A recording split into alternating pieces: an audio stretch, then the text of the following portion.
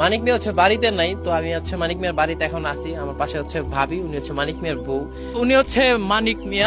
সাদ ইবনে মুআজ রাদিয়াল্লাহু তাআলা একদিন নবীজিকে বলছে, ইয়া রাসূলুল্লাহ, আমি যদি কোনোদিন আমার স্ত্রীকে দেখি পর পুরুষের সাথে 1 মিনিটের জন্য কথা বলছে, আমি আমার তরবারি খাত থেকে বের করে এক কোপে গর্দান ফেলে দেব। অবশেষে আমরা হাজব্যান্ড ওয়াইফ কাপল ব্লগ ভিডিও বানিয়ে পেয়ে গেলাম ফেসবুক থেকে ইনকাম। আমরা ইনকাম করছি হচ্ছে কি আপনার 1 মাসে 1,44,000 টাকা। এটা হচ্ছে আমাদের 1 মাসের কাপল ব্লগের ইনকাম। স্বামী স্ত্রীর একান্ত মুহূর্তগুলোকে ভিডিও করে করে মানুষকে দিচ্ছেন, আপনার বউকে মানুষের সামনে উপস্থাপন করছেন, কেন? অ্যাডসেন্স করে কিছু পয়সা কামাই করবেন সেই জন্য।